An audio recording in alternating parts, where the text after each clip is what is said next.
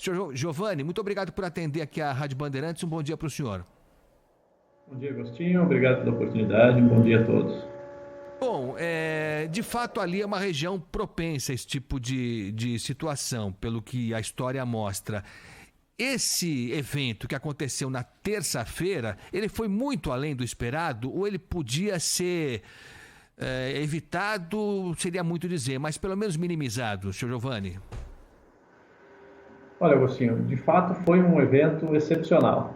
Um volume de chuva concentrado num curto intervalo de tempo, né, aqueles 260 milímetros em cerca de 3 horas e meia, é algo que a gente não vê com frequência. Eu, nos meus 20 anos de profissão, não me lembro de um evento como esse. Colegas que estão há mais tempo também não lembro de um evento com tanta chuva em tão pouco tempo. Então, um evento desse, né, com uma intensidade extrema, numa região com a topografia, com relevo acidentado, né, toda aquela água vai escoar, vai descer pelas encostas e vai arrastar terra, árvores, pedras e o que tiver pela frente, né, em direção ao centro da cidade, porque os morros vão, né, o centro da cidade fica ali na parte mais baixa dessa área, desse vale, né, fica encaixada, a cidade fica encaixada no vale com escarpas bem inclinadas. Então, toda essa água caiu com muita intensidade. Com relação à previsibilidade dessa chuva, de fato, essa intensidade, a exata intensidade, é muito difícil de prever, não tinha sido prevista. Havia previsão de chuvas fortes, mas uma chuva de 80 milímetros, por exemplo, já é uma chuva forte, uma chuva típica do verão, de tardes de verão, né? Agora, uma chuva de 260 aí já é mais difícil essa quantificação. A meteorologia ela consegue qualificar o forte, mas quantificar o quão forte ela vai ser, se ela vai chegar a ser extrema, em situações como essa, muito localizadas, isso ainda é um grande desafio para a ciência meteorológica. Giovanni, o CEMADEM, que o senhor representa, ele age como? Que tipo de estrutura nós temos? Nós sabemos que em outros países, de primeiro mundo em particular, e que sofrem com dramas climáticos até mais terríveis e mais devastadores do que esse, por incrível que pareça. A gente sabe que em outras nações há uma estrutura toda montada para tentar antecipar o máximo possível, né, e evitar danos. Como é que age o CEMADEM? Que tipo de estrutura os senhores têm e que tipo de trabalho os senhores fazem quando um alerta como esse surge? Ok, Agostinho, excelente a sua pergunta, porque o CEMADEM é um centro relativamente recente e por isso ainda pouco conhecido. O CEMADEM surgiu a partir daquele grande desastre na região serrana mesmo, em 2011, em janeiro de 2011. Naquele ano, então, o governo criou esse centro, um centro que pretendia unir a meteorologia que já existia com as características de vulnerabilidade de áreas de risco para que a gente tivesse não só previsão de chuva, mas uma previsão de risco de um desastre. Então, o CEMADEM ele veio contratando uma equipe de profissionais multidisciplinares da área de meteorologia, hidrologia, geologia, geografia, da área de humanas, né, para avaliar a vulnerabilidade, e instalou pelo país milhares de equipamentos medindo quantidade de chuva em áreas de risco, né? Já existia medições de chuva no país pelo Instituto Nacional de Meteorologia, mas era espalhada de forma a cobrir mais ou menos o território. O CEMADEM veio acrescentar sensores em áreas de risco, né? Alguns sensores também de medição de umidade do solo, alguns de medição de elevação do nível do rio e também radares meteorológicos para complementar esse monitoramento das condições. E aí foi criada uma sala de monitoramento, trabalhando 24 horas por dia, né, monitorando municípios, país afora. E esses alertas, então, que saem dessa sala de monitoramento, eles vão diretamente para o SENADE, que é o Centro Nacional de Gerenciamento de Desastres em Brasília, e de lá rapidamente é direcionado para a Defesa Civil. Então, o CEMADEM é um órgão oficial de envio e emissão de alertas para a Defesa Civil. A partir disso, a Defesa Civil toma as medidas cabíveis. Alguns municípios, a gente tem uma diversidade enorme de realidades de municípios brasileiros, né? Tem municípios que nem Defesa Civil tem, você tem que ir para um corpo de bombeiro, para uma polícia, né? E alguns municípios têm uma estrutura melhor, mas tem uma quantidade enorme de pessoas em área de risco. Geralmente, o número de pessoas em áreas de risco é muito maior do que a capacidade da Defesa Civil de atuar e de proteger essas pessoas, né?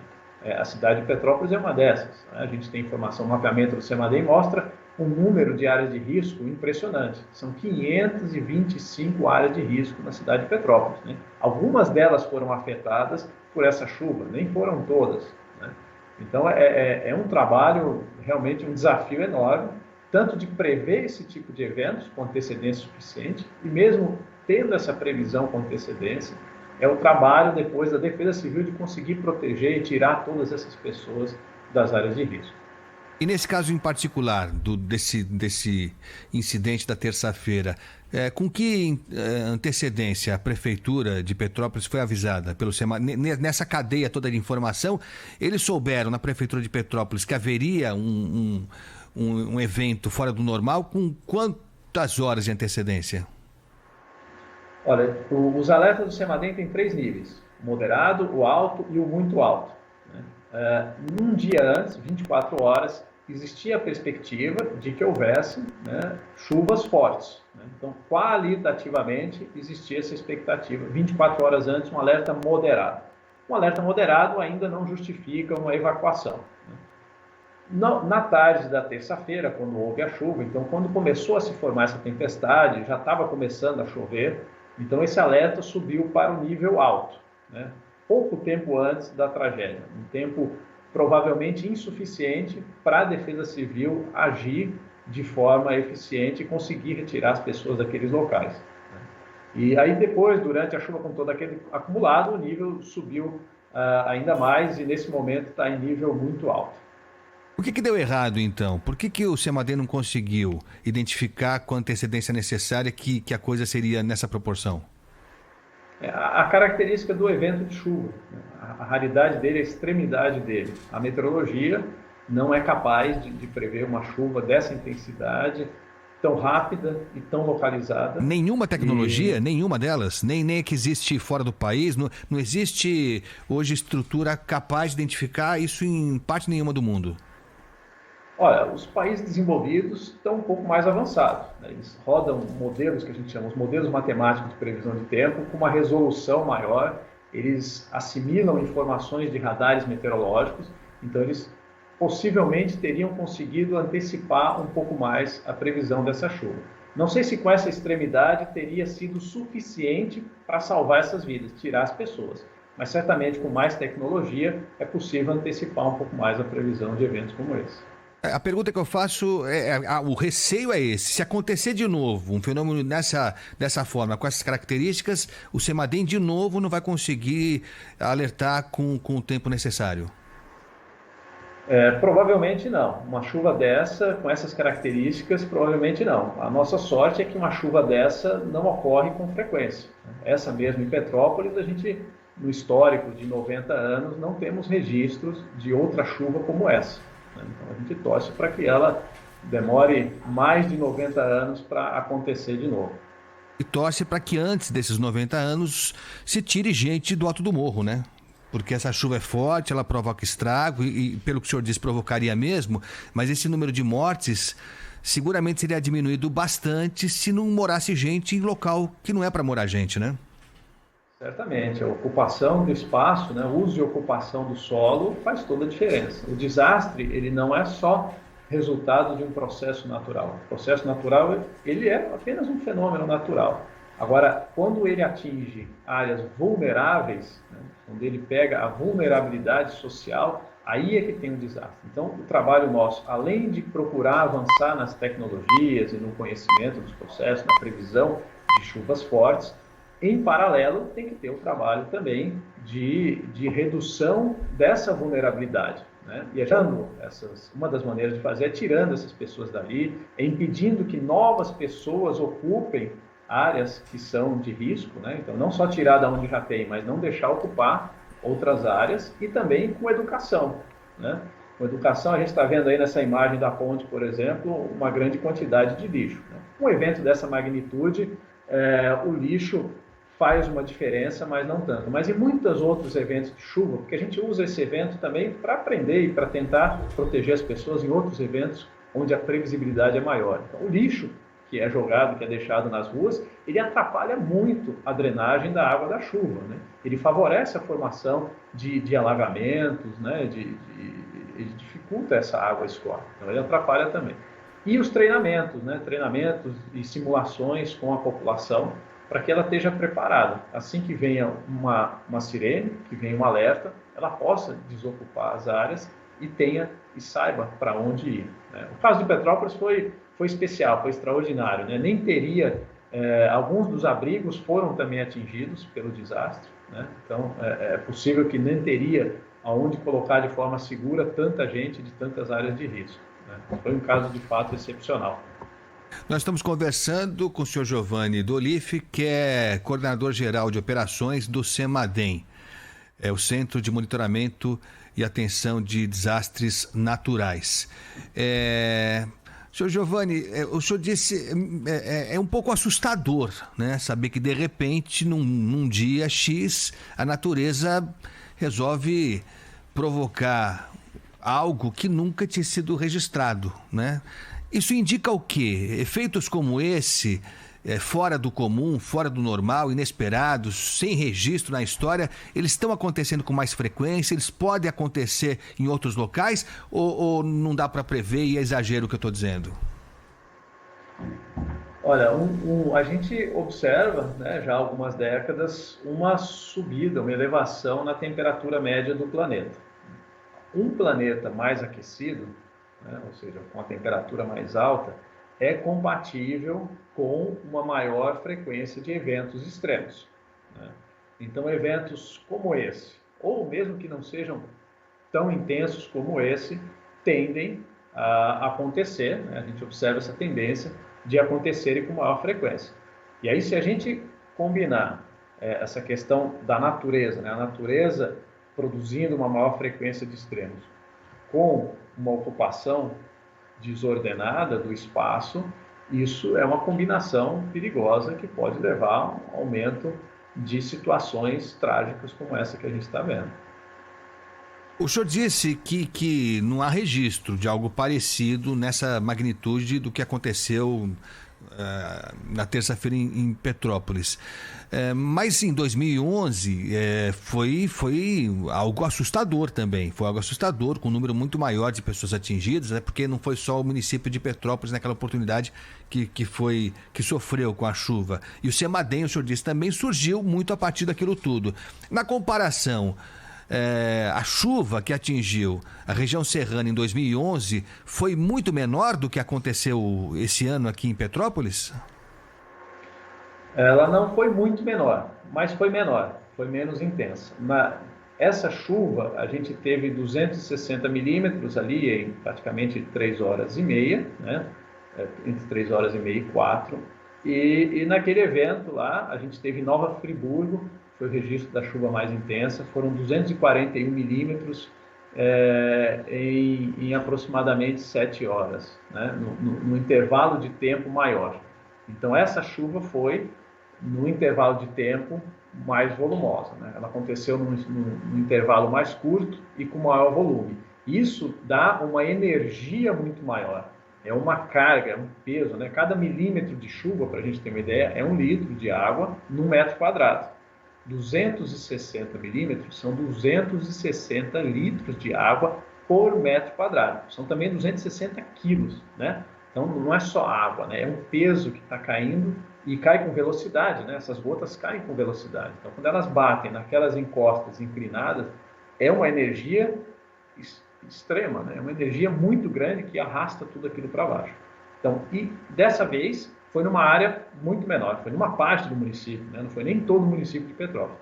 Daquela vez, a gente teve várias células, né? Várias nuvens de tempestade acontecendo em diferentes horários, em diferentes áreas da região serrana. Então, naquele momento, a gente teve um número maior de mortes e possivelmente também de perdas materiais, porque a área atingida foi maior. Mas se a gente pegar cada um dos pontos daquela vez, não teve nenhum ponto que teve uma chuva tão intensa como essa que aconteceu localizada ali em Petrópolis. Inclusive o número de mortes, né? Daquela vez tinha sido, se eu não me engano, o número era de 71 mortes em Petrópolis em janeiro de 2011, e agora a gente já passa de 100 em número de mortes.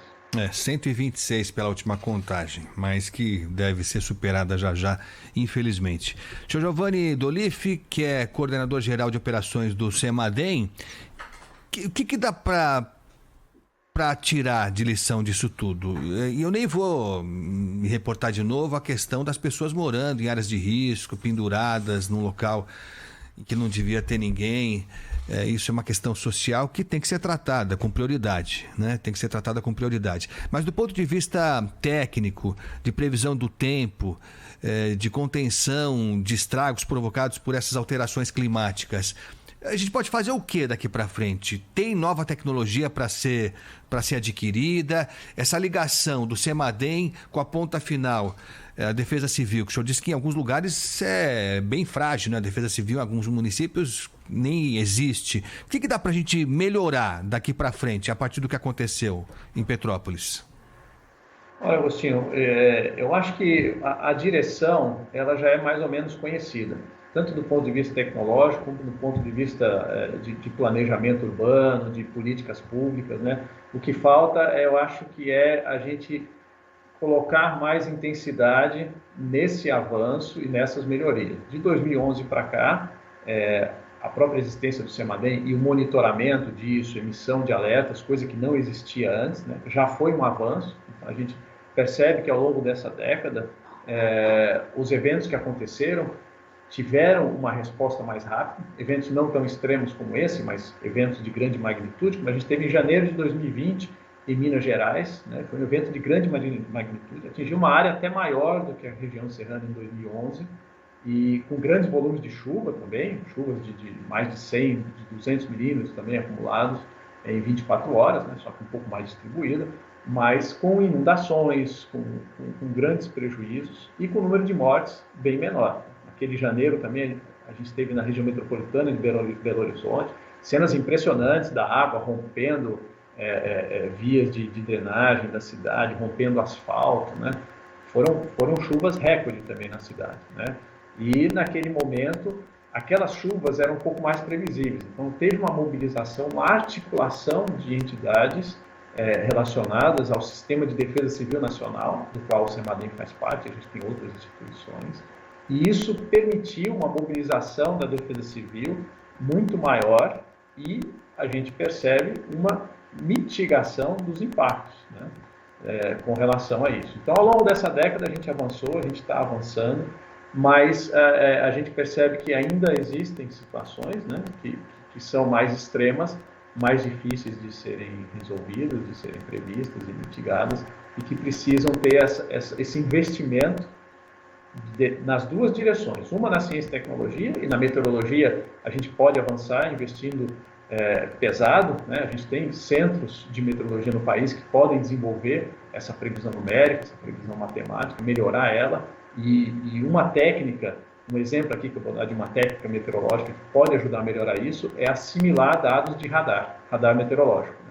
Então, usar os dados do radar meteorológico, que está medindo o que acontece instantaneamente, para inserir nesses modelos matemáticos e a gente ter uma previsão de curto prazo com mais acurácia, né? Isso exige bastante investimento em supercomputador, em pessoal qualificado. E, em paralelo, né, não pode deixar de lado a questão social, a questão urbana, da gente ocupar melhor o espaço, ocupar de forma mais consciente o espaço. Giovanni, o Semadem é ligado ao Ministério da Ciência e Tecnologia, que teve um corte dramático no orçamento e tem mostrado dificuldade para investir em pesquisa, em ciência, em tecnologia, né? Tudo que ele tem que fazer, ele tem tido dificuldade por falta de dinheiro, claramente por falta de dinheiro. Falta dinheiro para o Semadem, senhor Giovanni? Olha, quando o Semadem foi criado, o orçamento inicial era de cerca de 90 milhões, lá por volta de 2013, né? Era um orçamento maior também pela necessidade da instalação dessa grande rede, né, de monitoramento de milhares de sensores, né?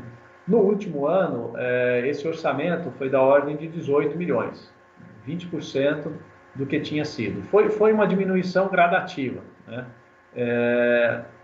Naturalmente que quanto mais recursos a gente tiver, mais a gente pode investir e melhorar os processos e os métodos que a gente utiliza na emissão de alertas.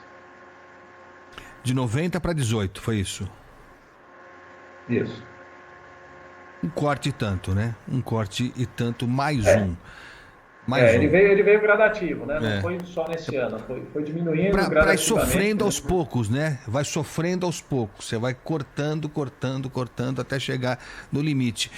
E é lógico que ninguém aqui vai dizer que é por isso que o Semadem não conseguiu prever com antecedência necessária. Mas fosse uma estrutura maior, talvez tivéssemos mais chance, né? Talvez tivéssemos mais chance. O duro é imaginar para onde foram esses milhões que não foram para o Semadem. Isso é que é o difícil da gente calcular aqui, imaginar aqui. Para encerrar, seu Giovanni Dolife, que é coordenador geral de operações do Semadem, que os radares, os computadores do Semadem prevêem para os próximos dias, para as próximas horas em Petrópolis? Por favor. Olha, a gente se encontra ainda numa situação de grande instabilidade atmosférica, né? Aquela combinação rara de fatores que resultou naquela tempestade tem pouca chance de acontecer novamente, exatamente no mesmo lugar, né? Mas pancadas de chuva como que a gente teve ontem, né? Ontem no final da tarde, começo da noite, a gente teve uma pancada de chuva por lá, de ontem para hoje choveu 70 milímetros, né? Perto dos 260 é pouco, mas é uma chuva considerável de 70 milímetros que caiu ontem de novo em Petrópolis. Então, em função dessa chuva adicional que caiu na cidade e ainda da possibilidade de novas pancadas de chuva hoje e nos próximos dias, esse alerta para Petrópolis se mantém no nível muito alto. Até quando esse alerta? A gente tem um alcance de alguns dias, né? O alerta ele entra em vigência e assim que se percebem condições ou de chuva acontecida ou de chuva prevista que permitam baixar o nível do alerta, ele é a qualquer momento rebaixado de categoria, né? Lembrando que é moderado, alto e muito alto. Então, nesse momento a gente está no nível mais alto e com a perspectiva ainda de algumas chuvas hoje até amanhã, é possível que ele continue ainda por algum tempo. À medida que o tempo vai avançando e a chuva mais forte vai ficando para trás, os acumulados nos últimos 3, 4 dias vão diminuindo, né? Então a tendência é do alerta diminuir também de nível.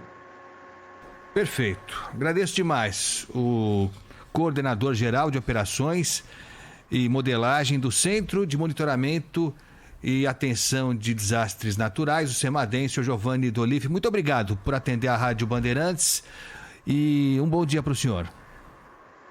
Obrigado, Agostinho, pela oportunidade de trazer os esclarecimentos e fico à disposição sempre de que precisarem de mais informações. Muito obrigado. Importante o relato.